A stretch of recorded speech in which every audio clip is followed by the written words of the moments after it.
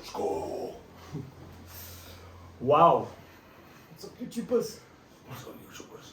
Wow. Busy Sunday. Busy weekend, but busy Sunday for sure. But still cool. Like. It was a day, it actually was an active rest day. Yeah, it was like active rest. It was good for us. Yeah. It gave my brain a break. Except for formatting your computer, except for still rocking one old iPhone in our relationship, one new one old one new laptop, one old laptop, and it's like we share. So Yeah. sharing stuff is Sharing is caring. your relationship. You only know how serious you are about a relationship when you're still sharing your stuff, important stuff like that. Like socks. Like socks. Yeah, don't share my socks. Anyway, but other than that, it's been great. We had great food, great company. Yo, things that we haven't had in a very long Yeah. time actually. And it just came out of the blue, eh? We didn't plan for it. It just like Well, actually it didn't come out of the blue, we know what it was. No, Yeah. There's no such thing as coincidence. It wasn't luck. It was God. Yes. Yeah, stupid little testimony. Not stupid, great testimony. I decided to, when you lounge around the house, you kind of wear a t-shirt with holes in it. I decided this morning, you know what, that's nonsense. I've got a Vans t-shirt, example, with holes in it. I just lounge around the house with it. A couple of them lay in my bag. But I've got t-shirts like this that I don't like without holes in them. So I thought, you know what, throw the old t-shirts with holes away. Put on the nice one because you have to at least always look presentable. At least half presentable. And Ash decided, it's a Sunday, I'm going to put some nice shorts on, a little nice blouse. And she actually did a little bit of mascara on our way to plant shopping. Somebody messaged us, do you want to go for lunch? Yeah. So just, things just work out that way. And we're like, oh, we're dressed for lunch, let's go for lunch. So awesome. So that was nice. That was so lovely. The testimony behind that is just do your job during the week for 6 days. You work, right? For 6 days you work. For 6 days God will work for you. And on day 7, he'll kind of provide for you to go have some fun and stuff. So do your job, you'll have some fun, and let God rest on a Sunday. You do some work on a Sunday. Do some work for God. Yeah, go do some work for God. So that's why we're doing this. We had some fun, we had nice meals, and it's time to work for God. So without further ado, it is day The T? 4. No, date? The date is 29 September. It is 8 p.m. I think, roughly. Time says... 7 p.m. Sorry. Says, what does it say? Quarter past call, Adam. Yes. Quarter past call, Adam. Sorry guys, we are all over the show today because, like I said, we're having some technical difficulties with computers and stuff. You're currently formatting at the moment. Yeah, there's one formatting, there's one, Wi-Fi is not great. Anyway, here we go. The verse is Genesis.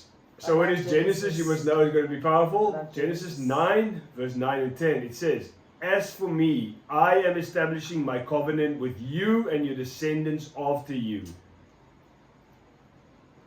and with every living creature that is with you, the birds, the domestic animals, and every animal of the earth with you, as many as came out of the ark. What's God saying there? What's he trying to say? What's the covenant, Mike? What's the covenant? The covenant is there will not be rains or floods or bad times like that ever again in your life. So, we know the story of Noah. We know what came out of the ark. We know the animals came out. We know after the flood, God made a covenant with man and said, look, I will never destroy earth again. I will never wipe out humanity like that again. What happened after that? We all know how he didn't have to wipe out humanity. He sent his son to die for us on the cross and give us life eternal, right? We know the story. But again, I can tell you now that the first 3 words for me is the clue. As for me, that's what God said. Yeah. I am establishing my covenant with you. Yeah. So this is God speaking. That's his covenant. That's his gift we get. Then he sent his son. He made this deal with us. But the question isn't what God did. The question is, what are we willing to do? What do we believe? What are we willing to do? How are we willing to live our lives? Because that just speaks, as for me, that's God. So now you can start, as for me, Yeah, Mike. what's your covenant to As God? for Ash, what am I willing to do for God? Yeah. So, what are you willing to do for God? I think it's very simple for me, and it also makes my life easier in terms of like decisions I need to make. But in everything that I do, I just praise Him and thank Him. Mm-hmm. And I try and spread that to everyone that I come to meet with. Yeah. Because it'll be infectious. Yes, and it'll be genuine as well. It's truthful, it's Yeah. infectious, it's honest. Correct. You are just happy-go-lucky because... And if I'm by myself, I pray, I worship and sing to Jesus, or whatever I do. And when I skateboard, when I go to the gym, when I draw, it's all in Jesus' name, not mine. Yeah. And that's not to try and gain anything. No, it's because it for one, it just feels that's my duty. For one, that's my covenant to God. 2 and 3, I feel amazing when I do it, but in terms of I feel happy and fulfilled, but I'm not doing it to receive and feel those things, but it's just out of me being genuine and loving and caring and compassionate. That's what I receive back, and I think that's amazing. Can I make an analogy out of that? Yeah. It's like a drug addict. You start doing something, you don't really want to get hooked on it, but God is so great that you can't help but get hooked on that good feeling. It's like God, I want to do these things. You've given me your covenant with I'm your descendant. The descendants from Noah's time and stuff, right? The covenant's still with us. So I'm going to do good, God, because of that, because you send your son. But then your life starts falling into place. You're a bit happier, work goes a bit better, there's a little bit more money in the bank, you're a bit more aware of what you do. And then these good feelings, like a drug addict, you keep going back. But it's a better drug, it's a better feedback loop. It's every time, back to God, back to God. It's like you crawling back to your sin in the past, and now you're going back to God, running back to Him every time, rather than crawling through the mud like a dog to his vomit and all that stuff. Go back to God, rather than these sinful ways, if you can see it that way. What does it mean to you? What is your covenant? Yeah, dude. I have to pull up my sock as a man, as somebody who's seen some stuff, as somebody who's been through some stuff. I've got something to say, and if I'm gonna have something to say, I better do it slightly better. I better educate myself. I better get my uni finished.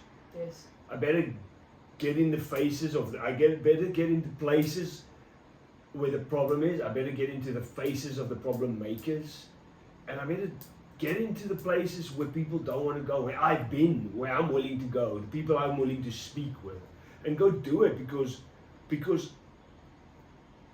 without the grace that I receive from God, without that covenant that He made to me back then, I would not sit at this table right now. No. So that's my covenant. My covenant I'm not trying to buy my way into heaven. I'm not trying to get likes or followers. It helps the algorithm because more people see it. Yes. We get to do this more. Yes. But it's not about it's me. Not for me either. So that's my covenant. So I'll read it one more time and just pay attention to perhaps the wording. As for me, I am establishing my covenant with you and your descendants after you, and with every living creature that is with you. That means we have to take care of everything else as well. The birds, the domestic animals, and every animal of the earth. So of the earth is important, it's the rest of the earth as well. As many as came out of the ark. What we believe shapes how we think, speak, and act. After the flood in Genesis, God made a covenant with the world. He promised that He wouldn't destroy creation again. He cares for every living thing. As human beings made in the image of God, and as recipients of His covenant, which was fulfilled with the coming of Jesus, we too have a responsibility to care for every living thing. It is also important to remember why God sent the flood in the first place: sin, or missing the mark of being human. At the time, human beings forgot whose image they were made in. choosing to love their idols, destroy the world and bring hell to earth by pursuing their desires regardless of the cost. If we truly want to be part of God's covenant, we have to choose on a daily basis to bring heaven to earth with our thoughts, words, and actions. We have to choose to renew our minds, operate in love, take negative thoughts captive, and let the Holy Spirit guide our minds, all of which shape how we interact with the world. I mean, you said it in your way, how you do it, or how you're trying to do it because you fail. Yes. I said how I'm trying to do it, and I fail, and everybody will do it in their own way, but we all have a duty to still do it. Correct. Nobody has to do it like me. No. Perhaps somebody can take some advice from me, reframe it, rework my models, my ideas, and put it into the practice into their own lives. Some people could listen to you, you could listen to some people, I could listen to some people, and if we all work together, we can all lend a helping hand to do this. Because the covenant is with you. Yes, it's with me. It's with you, it's with me. And your descendants after you. Every living creature, everybody has got this covenant. It's not about me. It's not about you. It's about us and us and us and us and us and us. Yeah, it gets bigger and bigger. So that's what he says. What does it mean to me? What do you think? Right now, just in the shortest amount of words possible.